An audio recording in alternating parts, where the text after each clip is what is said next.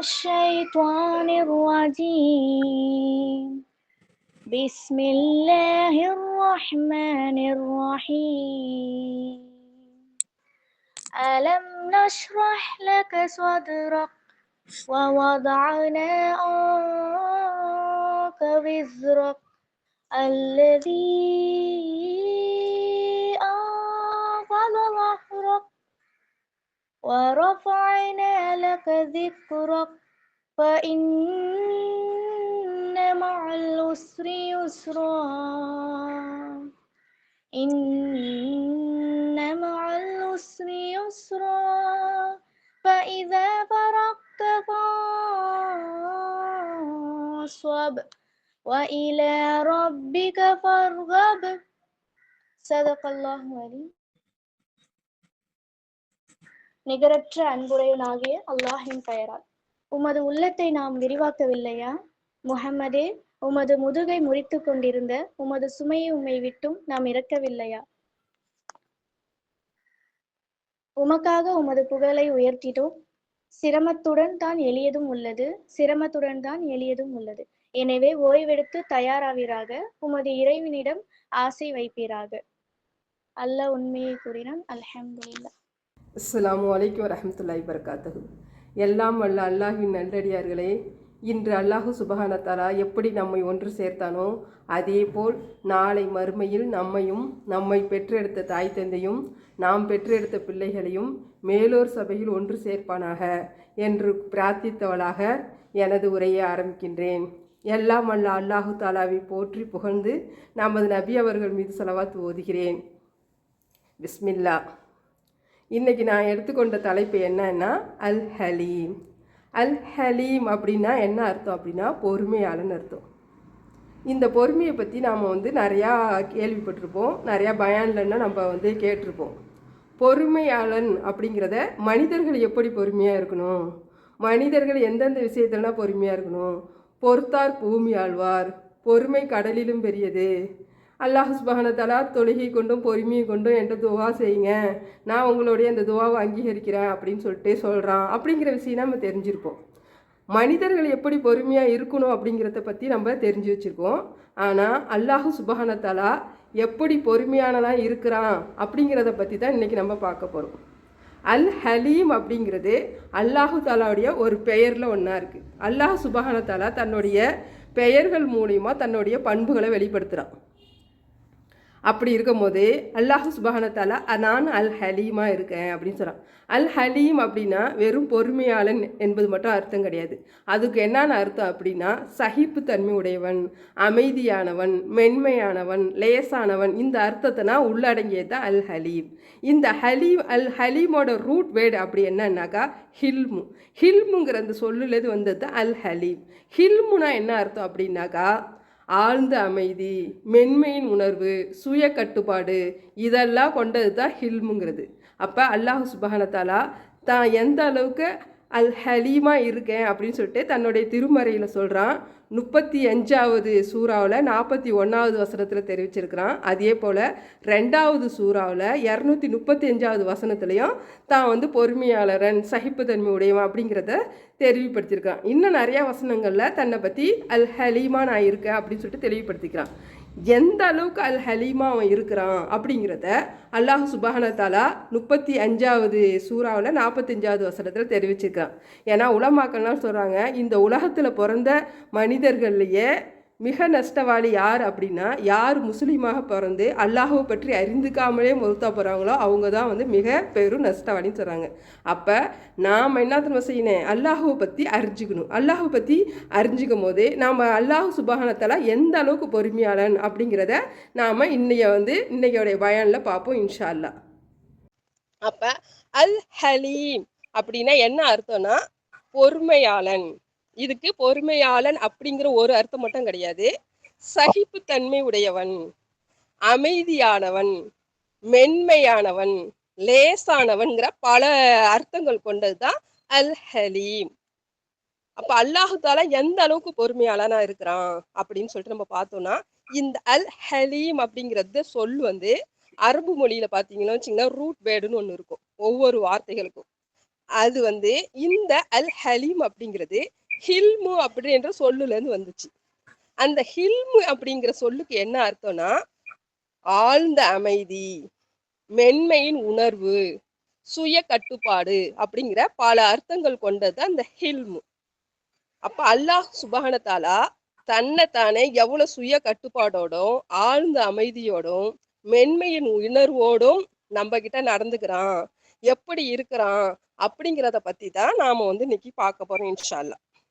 அல்லாஹ் சுப்ஹான தஆலா தன்னுடைய நான் தான் அல் ஹலீம், நான் ஹலீமா இருக்கிறேன் அப்படின்னு சொல்லிட்டு சூரா 35வது சூறாவுல 47வது வசனத்துல தெரிவிச்சிருக்கிறான். அதே போல 2வது சூறாவுல 235வது வசனத்திலையும் தன்னுடைய இந்த பெயரை குறிப்பிட்டிருக்கான். இன்னும் பல வசனங்கள்ல வந்து அல்லாஹ் சுப்ஹான தஆலா தான் வந்து அமைதியானவனா இருக்கேன், நான் பொறுமையானவனா இருக்கேன், நான் சகிப்புத்தன்மையுடையனா இருக்கிறேன் அப்படிங்கிறத பத்தி நிறைய திருக்குரான் வசனங்கள்ல அல்லாஹ் சுப்ஹான தஆலா சொல்லி இருக்கிறான்.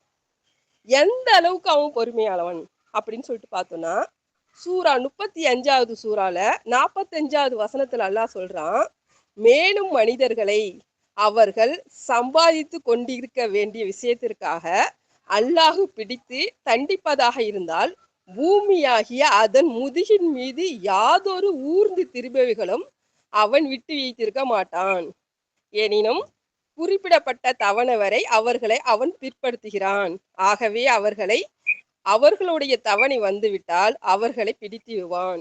எனவே நிச்சயமாக அல்லாஹு தன் அடியார்களை பார்ப்பவனாக இருக்கிறான். இதுல அல்லாஹ் சுப்ஹானஹு வ தஆலா சொல்றான், இந்த பூமியில உள்ள மனித இனமும் சரி மற்ற படைப்பினர்களும் சரி பாவம் செய்யக்கூடியவர்களாக தான் இருக்கிறாங்க. அவங்க செய்யற பாவத்துக்காக நான் உடனே அவங்களுக்கு தண்டனை கொடுக்குற மாதிரி இருந்துச்சுனாக்கா இந்த பூமியில ஒரு ஆள் கூட உயிரோட இருக்க மாட்டாங்க, இந்த பூமியே அழிஞ்சிருக்கும்னு சொல்றான். அப்ப எந்த அளவுக்கு அல்லாஹ் சுப்ஹானஹு வ தஆலா பொறுமையா இருக்கிறான். இப்ப நாமளே பாக்குறோம் எவ்வளவு அநியாயக்காரர்கள் இருக்காங்க.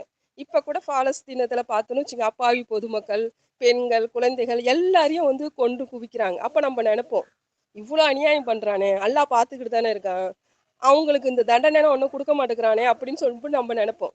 அல்லாஹ் என்ன சொல்றான், நான் வந்து நீங்க எல்லாருமே பாவம் செய்யக்கூடியவர்களாக தான் இருக்கீங்க, ஒருத்தர் ஒவ்வொரு விஷயத்துல பாவம் செய்யக்கூடியவங்களா தான் இருக்கிறோம். நான் எந்த பாவமே பண்ணினதே கிடையாது, ஒரு கண்களால கூட சின்ன பாவம் பண்ணது கிடையாது, மனதால கூட யாருக்கும் எந்த தீங்கு நினைச்சது கிடையாது அப்படின்னு சொல்லிட்டு ஒரு ஆள் சொல்றாங்கன்னா அவங்க பொய் சொல்றாங்கன்னு தான் அர்த்தம். ஏதோ ஒரு விஷயத்துல யாரோடைய மனசையாச்சும் புண்படுத்திருப்பாங்க, இல்ல நம்ம உள்ளத்துல வந்தியாச்சும் ஒரு ஒரு நமக்கு ஒரு கெட்ட எண்ணம் உருவாயிருக்கும். அப்படி நான் எல்லாருமே அல்லாஹ் சொல்லிட்டான், எல்லாமே பாவம் தான் பண்ணும் நன்மையுடையவர்களாக தான் படைச்சிருக்கேன், அப்படி நான் தண்டனை கொடுக்குற மாதிரி இருந்தா ஒருத்தர் கூட உயிரோட இருக்க மாட்டீங்க அப்படின்னு சொல்றான்.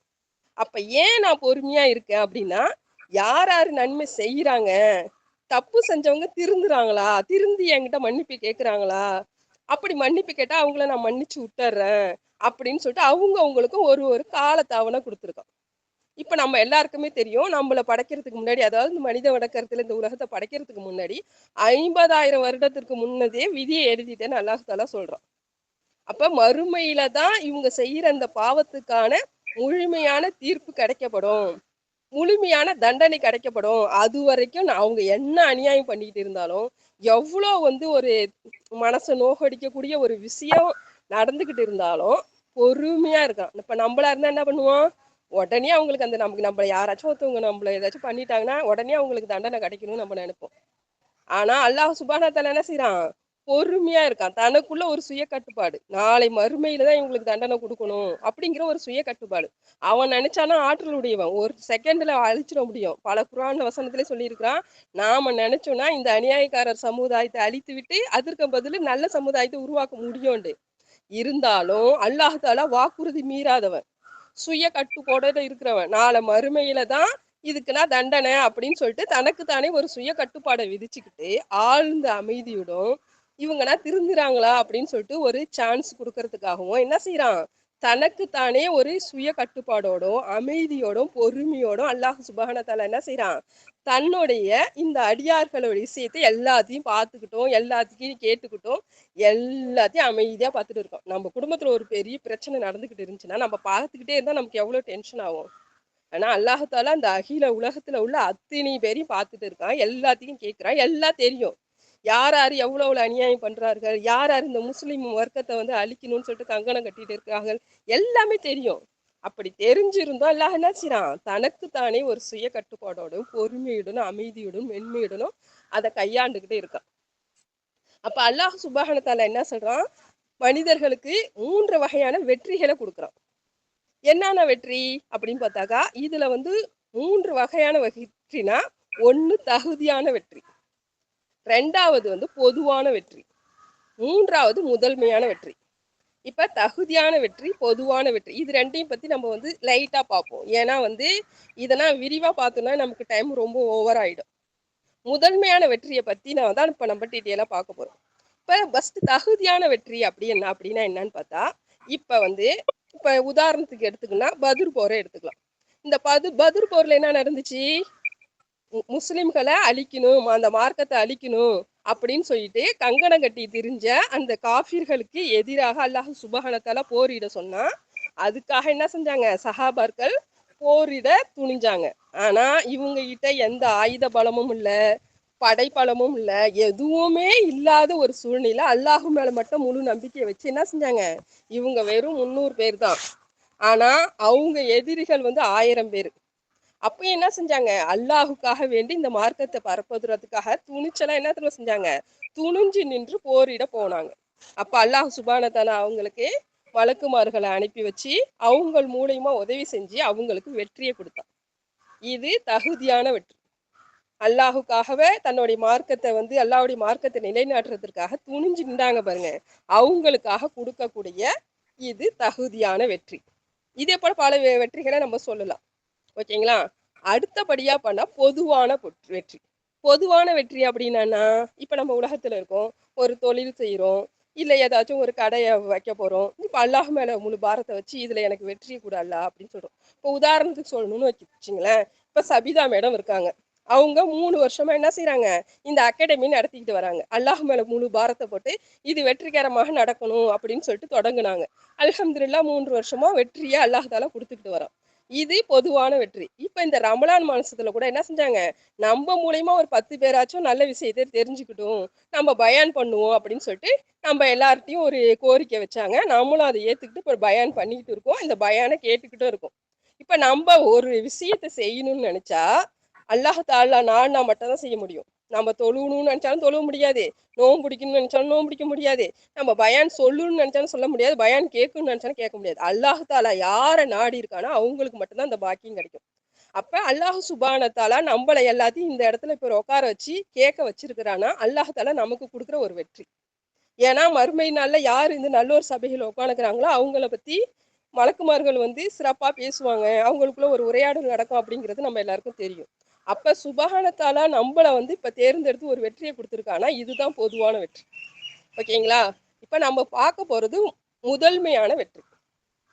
இந்த முதன்மையான வெற்றியை பத்தி தான் நம்ம டீட்டெயிலா பார்க்க போறோம். முதன்மையான வெற்றி அப்படின்னா என்ன, பார்க்கறதுக்கு தோல்வி மாரி தெரியும், ஆனா அதுல வந்து முதன்மையான வெற்றி. என்ன, பார்க்கறதுக்கு தோல்வி மாரி தெரியும், முதன்மையான வெற்றியா, அது எப்படி அப்படின்னு பார்த்தா, இப்போ உதாரணத்துக்கு சொல்லணும் அப்படின்னு சொன்னா, ஃபிரௌன் அவனுங்கிற எல்லாருக்குமே தெரியும், அவனை தெரியாதவங்க யாரையும் இருக்க மாட்டாங்க. கொடுங்கோல் மன்னன் அப்படின்னு ஒருத்தவன் இருக்கிறான் அப்படின்னா அது வந்து ஃபிரௌனா தான் இருக்கும். அந்த அளவுக்கு அநியாயம் பண்ணக்கூடியவனாக இருந்தவன் தான் ஃபிரௌன். அப்படியாப்பட்ட அந்த ஃபிரௌனுக்கிட்ட எப்படி அவன் வந்து செஞ்சுட்டு இருந்தான், இஸ்ரேல் மக்களுடைய ஆண் குழந்தையில எல்லாம் வெட்டி கொலை செஞ்சான், பெண்களை மட்டும் வந்து வாழ வச்சுட்டு இருந்தான், அவங்கள கொத்தடிமையா வச்சிருந்தான். தான் இந்த அகில உலகத்துக்கும் அரசன் மட்டும் கிடையாது, நான் தான் அல்லாஹு, நான் தான் இறைவன் அப்படின்னு சொல்லிட்டு இருந்தான். அப்படியாப்பட்ட அந்த கொடுங்கோல் மன்னனான அந்த ஃபிரௌனுக்கிட்ட அவனுடைய மகளுக்கு, அவங்களுடைய மகள் இருக்காங்களே, அவங்க மகளுக்கு பணிப்பெண்ணா ஒரு பொண்ணு வந்து வேலை பார்க்குறாங்க. அந்த பணிப்பெண் என்ன செய்யறாங்க, அந்த ஃபிரௌனுடைய மகளுக்கு தலை சீவி விட்டுட்டு இருக்கும் போது சீப்பு வந்து கீழே விழுந்துருது. சீப்பு கீழே விழுந்த உடனே என்ன செய்யறாங்க, அந்த பெண் வந்து பிஸ்மில்லா அப்படின்னு சொல்லி அந்த சீப்பை எடுக்கிறாங்க. அப்ப வந்து அந்த ஃபிரௌனுடைய மகள் கேட்கிறா, நீ என்ன பிஸ்மில்லான்னு சொல்லி எடுக்கிற, இந்த அகில உலகத்துக்கு என்னுடைய தந்தை தானே வந்து இறைவன், என்னுடைய தந்தையோட பெயரை சொல்லாத, நீ என்ன பிஸ்மில்லான்னு சொல்லிட்டு யாரோட பேரையும் சொல்றிய அப்படின்னு சொல்லிட்டு கேட்கும் போது, அப்ப அந்த பெண்மணி சொல்றாங்க, உன்னையும் என்னையும் படைச்ச அந்த அல்லாஹுவோடைய பெயரை சொல்லித்தான் நான் எடுத்தேன் அப்படின்னோடனே ஏன் தந்தை தானே வந்து இறைவன், நீ எப்படி அல்லான்னு சொல்ற? இத போய் நான் போய் என் தந்தைகிட்ட போய் சொல்றேன் பாரு அப்படின்னு சொல்லிட்டு என்ன தெரியுமா செய்யுது, அந்த பெண் என்ன தெரியுமா செய்யுது, போய் தன்னோட தந்தைய கூப்பிட்டு சொல்றாங்க. என்னுடைய தந்தையே, இந்த மாதிரி அந்த பணிப்பெண் என்ன சொல்றாங்க, அல்லான்னு ஒருத்தவன் இருக்கான், அவன் தான் இறைவன் சொல்றாங்க, உங்களை வந்து கடவுளா ஏத்துக்க மாட்டேங்கிறாங்க அப்படின்னு சொன்னோன்னே அவனுக்கு கோவம் ஏற்பட்டு என்ன தெரியுமா செய்யறான், உடனே அந்த பெண்ணை கூட்டு வா அப்படின்னு சொல்றான். அவங்க அந்த பொண்ணை கூட்டிட்டு வந்தோடனே கேக்குறான், நீ வந்து என்ன தவிர வேற ஒருவன் இறைவன் இருக்கிறான் அப்படின்னு சொன்னியாம அப்படின்னு சொன்ன. ஆமா, என்னையும் அவன் தான் படிச்சான், உன்னையும் அவன் தான் படிச்சான், இந்த அகில உலகத்தையும் அவன் தான் படிச்சான், அவன் தான் அல்லாஹ் சுப்ஹானஹு தஆலா, அவன் மேலதான் நான் நம்பிக்கை கொண்டிருக்கேன் அப்படின்னு சொல்லிட்டு அந்த பெண்மணி சொல்ல பத்தி உடனே அவன் சொல்றான், நீ மட்டும் இந்த விஷயத்துல இருந்து விலகி நீ வந்து என்ன வந்து இறைவன் சொல்லலன்னு வச்சுக்கேன், உனக்கு கொடுக்கக்கூடிய தண்டனை கடுமையா இருக்கும் அப்படின்னு சொல்றான். அப்ப அந்த பெண்மணி சொல்றா, நான் அப்படி ஒன்ன வந்து இறைவன் ஏத்துக்கிட்டேன்னா நான் இணை வைத்தவளா ஆயிடுவேன், நாளை மறுமையில நான் நஷ்டவாளி ஆயிடுவேன். ஆனா உன்னையும் என்னையும் படைச்ச அந்த இறைவன் மீது நான் முழு நம்பிக்கை வச்சிருக்கிறேன் அப்படின்னு சொல்லிட்டு அந்த பெண் சொல்றா. எந்த நேரத்துல சொல்றா பாருங்க, ஒரு ராஜா வீட்டுல வேலைக்கார பொண்ணு, அந்த ராஜாவுக்கு அத்தனை தகுதியும் இருக்குன்னு தெரியும், இவளுக்காக பணிந்து பேசுறதோ ஒரு அவளுக்காக சப்போர்ட் பண்றதும் ஒத்துரும் அங்க கிடையாது. ஒரு அரசன்ட்ட நம்ம வந்து துணிஞ்சு நிக்கிறோம் அப்படின்னு சொல்லிட்டு அவளுக்கு தெரியும், எந்த அளவுக்கு அவன் பண்ண போறான் அப்படின்னு சொல்லிட்டு அவளுக்கு தெரியும். இருந்தாலும் ஈமான் மீது உறுதியோட என்ன செய்யறாங்க, நான் அல்லாஹ் மட்டும் தான் வணங்குவேன், அல்லாஹ் மட்டும் தான் எனக்கு இறைவன் அப்படின்னு சொல்லிட்டு சொன்னோன்னே இவன் என்ன தெரியும், உன்னை நான் எப்படி வழிக்கு கொண்டு வரேன் பாரு அப்படின்னு சொல்லிட்டு என்ன தெரியுமா செய்யறான், தன்னுடைய சிப்பாய்களை அனுப்பிவிட்டு அந்த பெண்ணோட பிள்ளைங்களை போய் கூட்டிட்டு வர சொல்றான். அந்த பெண்ணுக்கு 4 பிள்ளைகள். உடனே தன்னுடைய ஆட்களை கூப்பிட்டு ஒரு பெரிய ஒரு எண்ணெய் சட்டியை காய்ச்சிங்க, ஒரு மனிதரையே தூக்கி உள்ள போடுற அளவுக்குன்னா எவ்வளவு பெரிய எண்ணெய் சட்டின்னு சொல்லிட்டு யோசிச்சு பாருங்க. நெருப்பை மூட்டி அந்த எண்ணெயை கொதிக்க வைங்க அப்படின்னு சொல்றோம். எண்ணெயை கொதிக்க வச்சு எண்ணெய் கொதிச்சுட்டு இருக்கு, இந்த 4 பிள்ளைங்களையும் கொண்டு வரப்படுறாங்க. அப்ப அந்த பெண்மணிகிட்ட கேக்குறாங்க, நீ இப்ப சொல்லு, என்ன இறைவனா ஏத்துக்கிறியா, இல்ல உன்னோட பிள்ளைய தூக்கி இந்த எண்ணெயில போட்டுருவேன் அப்படின்னு சொன்னோன்னே அப்பயும் அந்த பெண்மணி என்னது ஈமான் உறுதியா இருக்கு, அல்லாஹ் மட்டும்தான் இறைவன் சொன்னோன்னே தன்னுடைய அந்த குழந்தையில ஒரு புள்ளைய தூக்கி அந்த எண்ணெய் சட்டியில போட்டுறான். போட்டுட்டு அடுத்தது கேட்குறான், இப்போ என்ன சொல்ற அப்படின்னு. அப்பயும் அவங்க என்ன செய்யறாங்க, அல்லாஹ் மட்டும்தான் இறைவன் சொன்னோன்னே இந்த மாதிரி ஒவ்வொரு குழந்தையா 4 குழந்தையும் தூக்கி அந்த எண்ணெய் சட்டியில போட்டு பொரிச்சு எடுத்துறான். எடுத்துட்டு அப்ப கேட்குறான், இப்போ மட்டும் கெட்டு போகல, இப்போ சொல்லு, நான் தான் இறைவன் சொல்லு, உன்னை நான் விட்டுறேன் அப்படின்னு சொன்னோன்னே அப்ப அந்த பெண்மணி சொல்றா, ஃபிரௌனே எனக்கு ஒரு நீ உதவி செய்யி, என்னையும் இந்த எண்ணெய் சட்டியில போட்டு பொரிச்சு எடுத்தோன்னே எங்க 5 பேர் உடலையும் ஒரே துணியில கபனிட்டு ஒரே குழியில அடக்கம் பண்ணிடு அப்படின்னு சொல்லிட்டு அந்த பெண்மணி சொல்றா.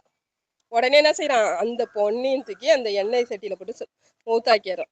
5 பேரும் இறந்த பிறகு அந்த பெண்மணி சொன்ன மாதிரி 5 பேரையும் ஒரே துணியில கட்டி ஒரே குழியில வந்து புதைச்சிடுறாங்க. இந்த சம்பவத்தை எப்ப வந்து அல்லாஹ் சுப்ஹானஹு தஆலா நமது நபி முகமது ஸல்லல்லாஹு அலைஹி வஸல்லம் அவர்களுக்கு தெரிவிக்கிறானா, முகமது நபி ஸல்லல்லாஹு அலைஹி வஸல்லம் அவர்கள் மெஹராஜ் பயணம் போறாங்க. போகும்போது என்ன தெரியுமா செய்யுது, ஒரு இடத்துல ஒரு பயங்கரமான ஒரு வாசம் வருது, கஸ்தூரி மணத்தை விட அதிகமாக நறுமணம் கமரக்கூடிய ஒரு அழகான ஒரு வாசம் வருது. அப்ப வந்து ரசூல்லா ஸல்லல்லாஹு அலைஹி வஸல்லம் அவங்க வந்து நமது நபி கேட்குறாங்க, நபி ஸல்லல்லாஹு அலைஹி வஸல்லம் அவங்க ஜிப்ரீல் அலைஹிஸ்ஸலாம், இது என்ன ஒரு நறுமணம், இவ்வளோ ஒரு அருமையான வாடையாக இருக்கு அப்படின்னு கேட்டோன்னே அப்ப ஜிப்ரீல் அலைஹிஸ்ஸலாம் சொல்றாங்க, இது வந்து அந்த ஃபிரௌன்கிட்ட மகளுக்கு பணிப்பெண்ணா வேலை பார்த்தால அந்த பெண்ணுடைய கபூர்ஸ் தான் அப்படின்னு சொல்றாங்க.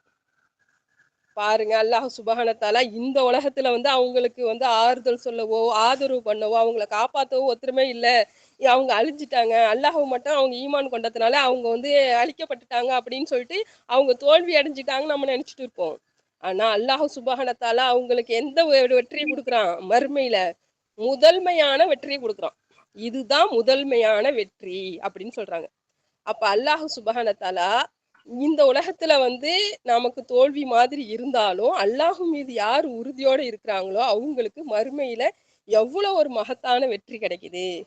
போர்க்களத்துக்கு போனவங்களை விட இந்த பொதுவான வெற்றியை விட இந்த முதன்மையான வெற்றிங்கிறது எவ்வளவு அல்லாஹ் மேல உறுதியோட இருக்கிறவங்களுக்கு முதன்மையான வெற்றி கிடைக்குது அப்படின்னா நம்ம யோசிச்சு பார்க்கணும். அதனாலதான் இப்பயும் இந்த பாலஸ்தீன மக்கள் என்ன செய்யறாங்க, அல்லாஹ் மீது முழு உறுதியோட தன் உயிர் போனாலும் பரவாயில்ல. நம்ம பாக்குறோம் எத்தனையோ பேரை கண்ணை இழந்து, காதை இழந்து, வாயை இழந்து, மூக்கை இழந்து, உடலை இழந்து கிடக்குறாங்க, தாயை இழந்து, தந்தையை இழந்து, குழந்தைய இழந்து எப்படின்னா இருக்கிறாங்க. ஆனா அவங்க அல்லாஹ் மேல வச்சிருக்கிற அந்த நம்பிக்கையை ஒரு காலமும் அவங்க விடவே இல்லை. அந்த அளவுக்கு அல்லாஹ் சுப்ஹானஹு தஆலா மேல அவங்களாம் நம்பிக்கை வச்சுக்கிட்டு இருக்கிறாங்க. இதை எதுக்காக இந்த சம்பவத்தை நம்ம சொல்றோம்னா, அல்லாஹு சுபஹானத்தால எந்த அளவுக்கு பொறுமையாளன் அப்படிங்கிறத நாம வந்து தெரிஞ்சுக்கணுங்கிறதுக்காகத்தான். இப்ப ஃபிர்அவுனை பத்தி நீங்க தெரிஞ்சிருப்பீங்க, அவனை எவ்வளோ கொடுங்கோல் மன்னன் அப்படின்ட்டு. அப்படியாப்பட்ட அந்த கொடுங்கோல் மன்னனையும் அல்லாஹாலா உடனே தண்டிக்காம அவனுக்கு ஒரு சான்ஸ் கொடுக்குறான்.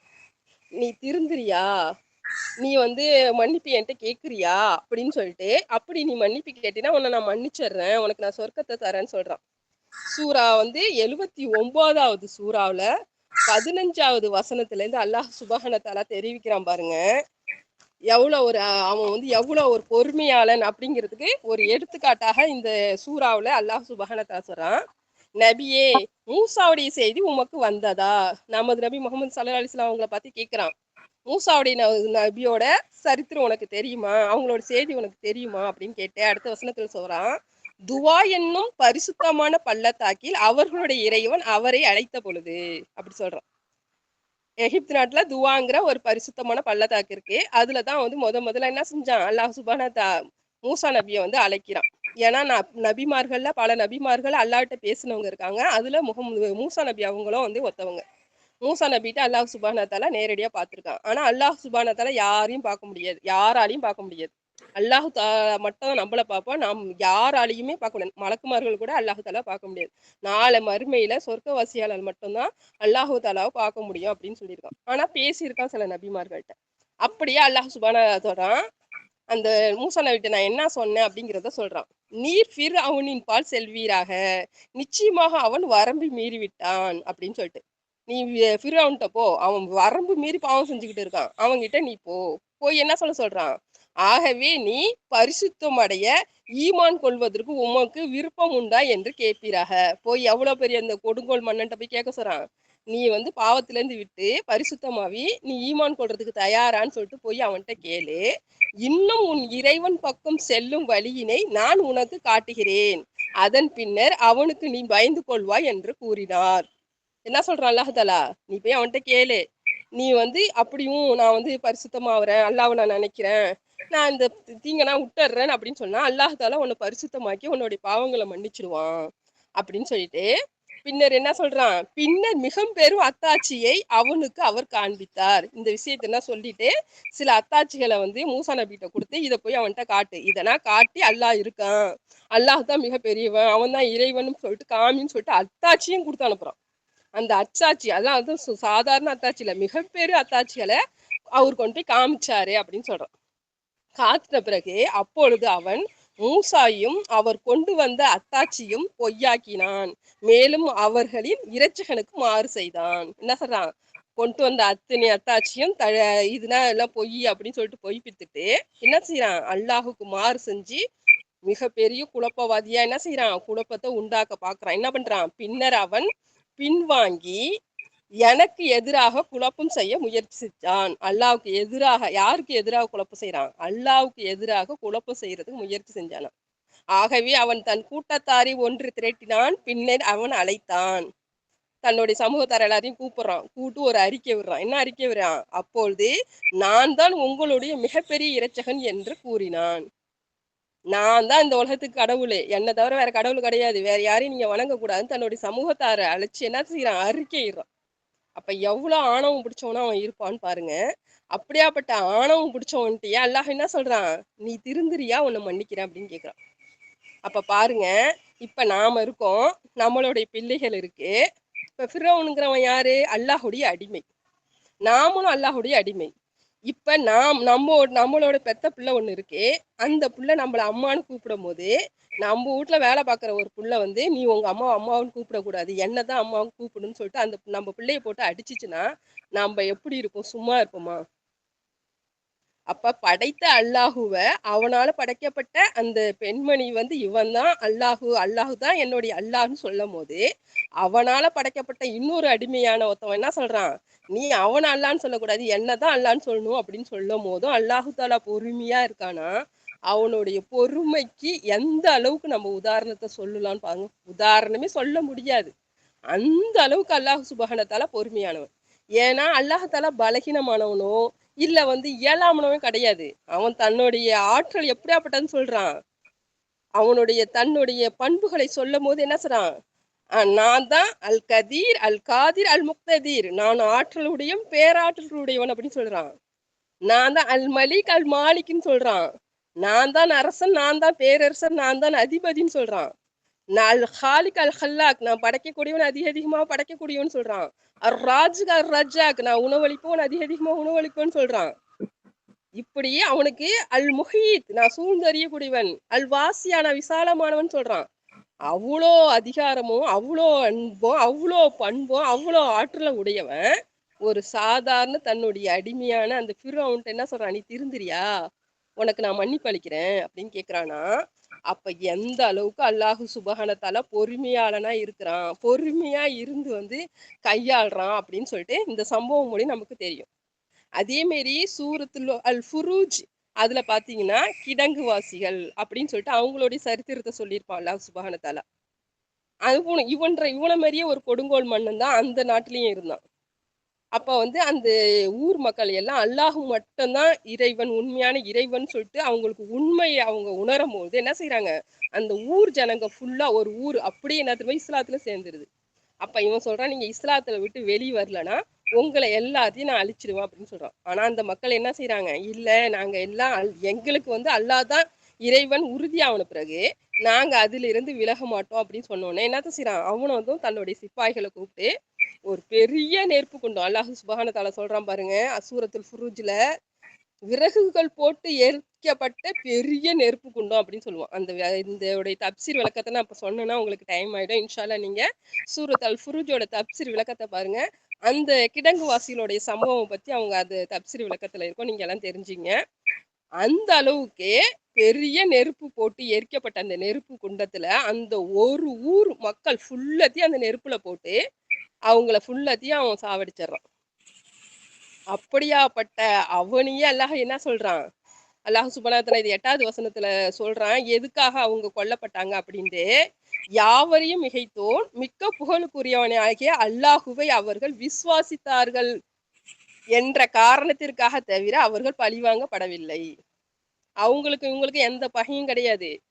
ஆனா அல்லாஹு மீது ஈமான் கொண்டாங்க அப்படிங்கிற ஒரே காரணத்திற்காக அத்தனை பேரையும் போட்டு அவன் அழிச்சான் அப்படின்னு சொல்லிட்டு அப்படியாப்பட்ட பாவியே என்ன சொல்றான் அல்லாஹ் தஆலா அதே சூறாவுல 10வது வசனத்துல சொல்றான். ஆகவே நிச்சயமாக விசுவாசம் கொண்ட ஆண்களையும் விசுவாசம் கொண்ட பெண்களையும் இவ்வாறு துன்புறுத்தி பின்னர் அவர்கள் தௌபா செய்து மன்னிப்பு கோரவில்லையோ அத்தகையோர் அவர்களுக்கு நரக வேதனை உண்டு. அவர்களுக்கு விசுவாசிகளை அவர்கள் கரித்தரித்தவாறு நெருப்பினால் அவங்க சுட்டெரிச்சாங்களே அதே மாதிரி கரிக்கும் வேதனை உண்டு.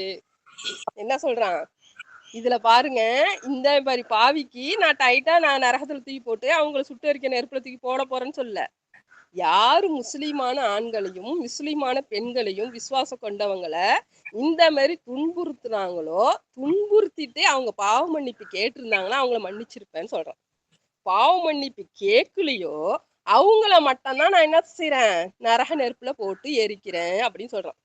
அப்ப அல்லாஹுடைய அந்த பொறுமையை பாருங்க, அவனுடைய அந்த சகிப்பு தன்மையை பாருங்க, அவனுடைய அந்த மென்மையின் உணர்வை பாருங்க. எப்படியாச்சும் மனிதர்கள் எல்லாரும் நல்லவர்களா ஆகி சொர்க்கத்துக்கு செல்லணும் அப்படிங்கிறதுக்காக தான் நபிமார்களை அனுப்பிவிட்டான். சைத்தான் என்ன எப்படி அப்படி சூழ்ச்சிக்காரன் அப்படிங்கிறத பத்தி விவரிக்கிறதுக்காக அதையும் பத்தி குரானையும் அனுப்பிவிட்டு அதை அப்படியே விட்டு விடாம அதை பத்தி தெளிவுபடுத்துறதுக்கு நபியும் அனுப்பிவிட்டான். அப்ப மனிதர்கள் மேல எந்த அளவுக்கு அவன் பொறுமையாளனாகவும் சகிப்புத்தன்மையாகவும் இருக்கிறான் அப்படிங்கிறத இந்த உதாரணத்தின் மூலம் நமக்கு தெரிய வரும். அப்ப அல்லாஹ் சுப்ஹானஹு வ தஆலா என்ன சொல்றான், நாம இந்த ரமலான் மாசத்துல இருக்கிறோம். நீ என்ன அநியாயம் செஞ்சு பாவம் செஞ்சிருந்தாலும் நீ அந்த பாவத்திலிருந்து திருந்தி மன்னிப்பு கேட்டினா கண்டிப்பா நான் மன்னிச்சிடுவேன்னு சொல்லியிருக்கான். இப்படியாப்பட்ட அந்த அநியாயக்காரர்களையே நான் மன்னிப்பேன் அப்படின்னு சொல்லிட்டு அல்லாஹ் தாலா சொல்றானா, நம்மளுடைய பாவத்தை அல்லாஹ் தாலா மன்னிப்பானா மன்னிக்க மாட்டானா? நாம இவ்வளவு பெரிய பாவம் செஞ்சுட்டோமே, இது அல்லாஹ் தாலா மன்னிப்பானா மன்னிக்க மாட்டானா அப்படின்னு சொல்லிட்டு நம்ம யோசிக்கவே கூடாது. அல்லாஹ் சுப்ஹானஹு வ தஆலா சொல்றான், தனக்குத்தானே அநியாயம் செய்து கொண்ட என்னுடைய அடியார்களே, என் மீது நீங்க நம்பிக்கை இழந்து விடாதீர்கள்.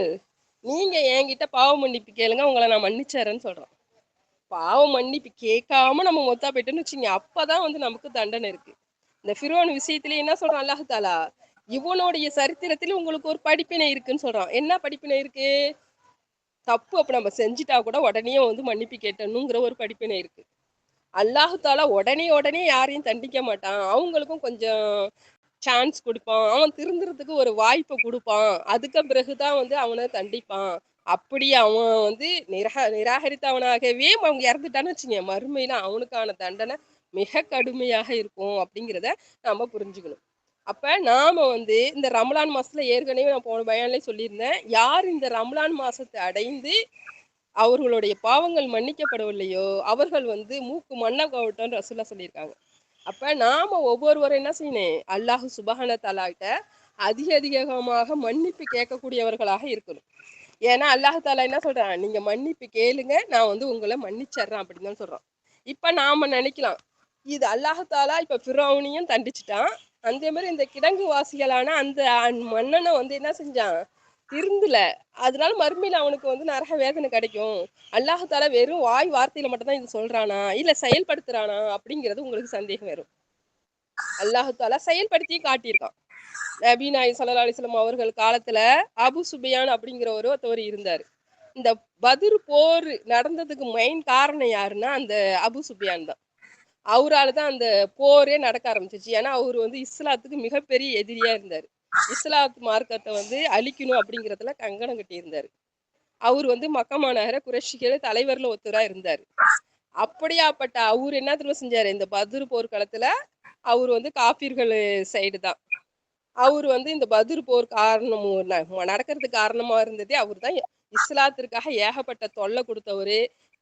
இஸ்லாத்தை சேர்ந்தவங்களனா எவ்வளவோ அடிச்சு துன்புறுத்தினவரு. இந்த அடிமையான இருந்த இந்த பிலால் ரலீலாகு அந்த மாதிரி எல்லாருமே இப்போ சொன்னாக்கா அவங்க வந்து சுமையா ரலீலாவை பத்தி நமக்கு தெரியும். இஸ்லாத்துக்காக தன்னை உயிரியே கொடுத்தவங்க அவங்க. அவங்க இஸ்லாத்தின் மீது உறுதியா இருந்து அப்படியாப்பட்ட அவங்களனா அந்த காலகட்டத்துல இருந்த மக்கள்னா கொடுமைப்படுத்தணும் உள்ள ஒருத்தர் தான் அபு சுஃபியான். அப்படியாப்பட்டவர் என்ன செஞ்சாரு? பிற்காலத்துல இஸ்லாத்துல சேர்ந்த பிறகு அல்லாஹ் சுப்ஹானஹு வ தஆலா அவரை மன்னிச்சுட்டான்.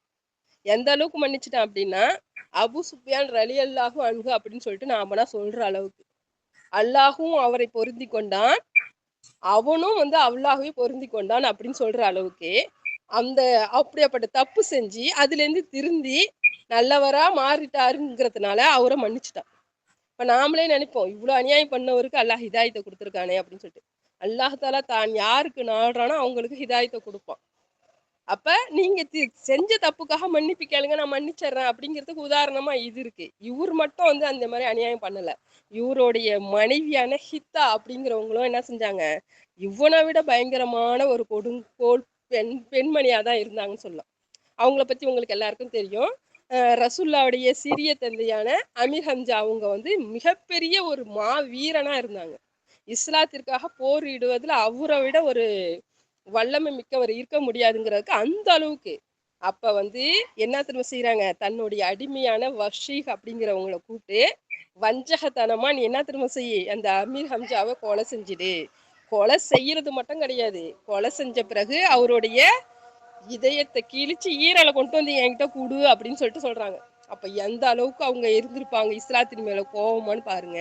அதே மாரியே அவங்களுடைய அடிமையான அவர் என்ன தெரியுமா செய்யறாரு? போர்க்களத்துல வஞ்சகத்தனமா, ஏன்னா எதிர்த்து அவங்கள்ட்ட போரிட முடியாது, அந்த அளவுக்கு ஒரு மாவீரர் வந்து அமீர் ஹம்ஜா ரலியல்லாஹு அவங்க.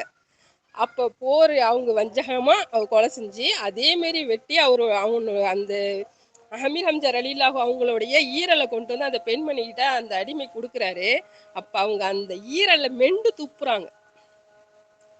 அப்ப எந்த அளவுக்கு அவங்க வந்து இஸ்லாத்தின் மீது ஒரு கோபம் கொண்டவங்களா இருந்திருப்பாங்க, இஸ்லாத்தை அழிக்கணும்னு துடிச்சிருப்பாங்க. ஆனா அவங்க பிற்காலத்துல வெற்றி அடைஞ்ச பிறகு இஸ்லாத்துல சேர்ந்துட்டாங்க. சேர்ந்த பிறகு அவங்களுக்கு ரசூல் என்ன செஞ்சாங்க? தன்னுடைய சிறிய தந்தையே இப்படி செஞ்சாங்கங்கிறது மனசுக்குள்ள அவங்களுக்கும் இருக்கத்தானே செய்யும். அப்ப வந்து அல்லாஹ் தாலாவை மன்னித்து அவங்க ஏத்துக்கிட்டான் அப்படிங்கிறதுக்காக நீங்க இஸ்லாத்துல இருங்க. ஆனா வந்து எனக்கு உங்களை பார்க்கும்போது மனசு ஒரு மாதிரியா இருக்கு, என் கண் முன்ன மட்டும் வராதீங்க அப்படின்னு சொன்னாங்க. அப்ப பாருங்க, நம்மளா இருந்தா என்ன செஞ்சிருப்போம்? இப்படியாப்பட்ட ஒரு கொடுமையான ஒரு பாவி அப்படின்னு சொல்லிட்டு நினைச்சிருப்போம்ல. அல்லாஹ் தாலா நீ மன்னிப்பு கேட்டு திருந்திட்டியா, மன்னிச்சுட்டு உடனே நான் மன்னிச்சுட்டேன் அப்படின்னு சொல்றேன். நாம திருந்துறது மட்டும் கிடையாது, மீண்டும் அந்த தப்பை செய்யாத இருக்கணும். அதனாலதான் சொல்றாங்க, நம்ம இஸ்லாத்தின் மீது முழுமையா நம்ம இருக்கிறோம்னா ஒரு பாவமான செயலை நம்ம செய்யறோம்னு நமக்கு ஏதாச்சும் ஒரு சந்தர்ப்பம் வந்தா கூட அப்ப என்ன செய்யணும், நம்மளை தூக்கி நெருப்புல போட்டும் போது நம்ம எப்படி அந்த நெருப்பை விட்டு வெருண்டு ஓடுறோமோ அந்த அளவுக்கு அந்த பாவத்தை செய்யக்கூடாதுன்னு சொல்லிட்டு வெருண்டு ஓடணும் அப்படின்னு சொல்றாங்க. அப்ப அல்லாஹ் சுபஹான தஆலா என்ன செய்யறான், எவ்வளவு பொறுமையாளனா இருக்கிறான், எவ்வளவு மென்மையானவனா இருக்கிறான், தனக்கு தானே எவ்வளவு ஒரு சுய கட்டுப்பாடை விதிச்சுக்கிட்டு இருக்கிறான், எவ்வளவு ஆழ்ந்த அமைதியா இருக்கிறான் அப்படிங்கிறதெல்லாம் நம்ம வந்து பார்க்கணும். நாம இதே மாதிரி அல்லாஹுவோட பண்புகள் பல பண்புகள் இருக்கு. அத ஒவ்வொன்றையும் நம்ம வந்து தெரிஞ்சுக்க கூடியவர்களாக இருக்கணும். ஏன்னா நம்ம உலகத்துல வந்து படைக்கப்பட்டதே எதுக்காக படைக்கப்பட்டிருக்கோம், நம்ம அல்லாஹுவை வணங்குவதற்காக படைக்கப்பட்டிருக்கோம். அப்ப நம்ம அல்லாஹு தாலாவை 24 மணி நேரமும் வணங்கிக்கிட்டே இருக்கணும் அப்படிங்கிறதுக்காக என்ன ஒரு உதாரணம் போன பயான்லயே உங்ககிட்ட நான் சொல்லியிருந்தேன். நாம ஒவ்வொரு செயல் செய்யும் போதும் அல்லாஹு மீது நம்பிக்கை வச்சு அல்லாஹுக்காக செய்யறேன் அப்படின்னு நம்ம செய்யற ஒவ்வொரு செயலும் நமக்கு இபாதத்தாகவே ஆயிடுது அப்படின்னு சொல்லிட்டு. அப்ப நாம என்ன செய்யணும், அதுக்காக தான் நபி ஸல்லல்லாஹு அலைஹி வஸல்லம் அவர்கள் எல்லா விஷயத்துக்கும் ஒரு ஒரு துவாவை கத்துக் கொடுத்தாங்க. எப்போதும் அல்லாஹுடைய நினைவிலேயே நம்ம இருக்கணும் அப்படிங்கிறதுக்காக. அப்ப நாம என்ன செய்யணும், நம்ம எனி டைமும் நம்ம வந்து திக்ர் செய்யக்கூடியவர்களாகவும் அல்லாஹ்வை நினைக்கக்கூடியவர்களாகவும் இருக்கணும். ஏன்னா அல்லாஹு தாலா என்ன சொல்றான், முஸ்லிமான ஒருவர் எப்படி இருப்பாரு அப்படின்னு சொல்றான், அவங்க நின்ற நிலையிலையும் படுத்த நிலையிலையும் சாய்ந்த நிலையிலையும் இருந்த இருப்பிலையும் என்னை நினைவு கூறுவார். இப்படிதான் நினைவு கூறணும் அப்படி சொல்லல, நீங்க எல்லா நிலையிலும் என்ன நினைவு கூறுங்கன்னு சொல்றேன். உட்காந்துட்டு நீங்க நினைவு கூற பண்ணுங்க, படுத்துக்கிட்டு நினைவு கூறுங்க, சாஞ்சிக்கிட்டு சொன்னா செய்யுங்க, எப்படி வேணுமோ செய்யுங்க. அதே மாதிரி துவா கேட்கறதுக்கு நமக்கு காலம் டைம்ங்கிறதே கிடையாது. இப்ப தொழுகையா இருந்துச்சுன்னு வச்சுங்களேன், எப்ப தொழுகுறாங்க, 3 டைம்ல நம்மள தொழுவ கூடாதுன்னு சொல்லிட்டு தடுக்கப்பட்டிருக்கு. சூரியன் உதயமாகும் போது, சூரியன் உச்சியில இருக்கும் போது, சூரியன் மறையும் போது. ஆனா துவா கேட்கறதுக்கு எந்த ஒரு கட்டுப்பாடும் கிடையாது. எந்த டைம் வேணுமோ நம்ம கேட்கலாம். அப்ப நாம வந்து அல்லாஹ் சுப்ஹானஹு வ தஆலாட்ட என்ன துவா வேணுமோ, எப்ப வேணுமோ, எப்படி வேணுமோ கேட்கலாம். பேராசையோட கேளுங்கன்னு தான் ரசூல்லா சொல்லியிருக்கிறாங்க. நீங்க கேட்கும்போது பேராசையோட துவா கேளுங்க. ஒரு சின்ன குழந்தை கேட்கிற மாதிரி கேளுங்க, அடம் பிடிச்சு கேளுங்க. நீ தான் தரணும், அல்ல உன்னை தவிர வேற யாரும் கிடையாது, இல்ல உன்கிட்ட தான் எல்லா ஆற்றலும் இருக்கு, உன்னாலதான் கொடுக்க முடியும், நீ தான் எனக்கு கொடுக்கணும் அப்படின்னு சொல்லிட்டு பிடிவாதமா ஒரு குழந்தை எப்படி ஒரு பொருளை கேட்டு கூட பிடிவாதப்படுத்துது, அதே மாதிரி பிடிவாதமா கேளுங்க. அல்லாஹ் தாலா சந்தோஷம் தான் படுறான் அப்படின்னு சொல்றாங்க. ஏன்னா நம்ம கிட்ட ஒரு இதே திரும்ப திரும்ப ஒரு விஷயத்த வந்து கேட்டுட்டே இருந்தா நம்ம டென்ஷன் ஆகும். உனக்கு வேலை வெளியே சும்மா சும்மா இதே வந்து கேட்டுக்கிட்டே இருக்கா அப்படின்ட்டு. ஆனா அல்லாஹ் தஆலா என்ன சொல்றான், நீ எத்தனை தடவை கேட்டாலும் நான் சந்தோஷப்படுறேன்னு சொல்றான். நீ கேளு நான் கொடுக்குறேன் அப்படின்னு சொல்றான். ஆனா நம்ம என்னத்தான் கேட்க மறுக்கிறோம். அதை விட்டுட்டு அல்லாஹ் மேல நம்பிக்கை இல்லை. அதே நம்ம அல்லாஹ் இல்லாதவர்கள்ட்ட போய் இந்த அவுலியாங்கள்ட்ட தோசைக்காரன்ட்ட அவங்ககிட்ட தான் போய் கேட்டு நிக்கிற நம்பிக்கை வச்சுட்டு இருக்கோம். ஆனா அல்லாஹ் தஆலா என்ன செய்யறான், என்கிட்ட மட்டும் தான் கேட்கணும்னு சொல்லியிருக்கான். நான் தான் வந்து உங்களுக்கு அத்தனை பேர்களுக்கும் உணவளிக்கக்கூடியவனாக இருக்கிறேன், உங்களுடைய அத்தனை பேருக்கும் அருள் செய்யக்கூடியவனாக இருக்கிறேன் அப்படின்னு சொல்லிட்டு. ஆகவே நாம ஒவ்வொருவரும் நம்மளுடைய எந்த தேவையா இருந்தாலும் அல்லாஹ் மீதே முழுமையா நம்பிக்கை வச்சு அவன்கிட்டே நம்ம கேட்கக்கூடியவர்களாக இருப்போம். அவர்கள் எந்தெந்த விஷயத்தை அல்லாஹ் தடுத்தானோ அதை விட்டு நம்ம விலகி, எதுனா செய்ய சொல்லி நம்மளை தூண்டினானோ அதெல்லாம் நம்ம செய்யக்கூடியவர்களாகவும், இதே மாதிரி அல்லாஹுடைய மற்ற பெயர்களுடைய பண்புகளை பத்தியும் நம்ம அறிந்து கொள்ளக்கூடியவர்களாகவும், திருக்குர்ஆனுடைய விளக்கங்களையும் அதனுடைய தப்சீர் விளக்கங்களையும் நம்ம அறிந்து கொள்ளக்கூடியவர்களாகவும் இருப்போம். அல்லாஹுவை பத்தி நாம ஒவ்வொருவரும் அதிகமாக தெரிஞ்சு கொள்ள அல்லாஹ் சுப்ஹானஹு வ தஆலா மீதே நம்ம ஆதரவுப்போம். அவனை பத்தி நமக்கு தெரிஞ்சுக்கிறதுக்கு நமக்கு கிருபை செய்யணும் அப்படின்னு சொல்லிட்டு கூறி எனது உரையை முடிக்கிறேன். அஸ்ஸலாமு அலைக்கும் வரஹ்மத்துல்லாஹி வபரகாத்துஹு.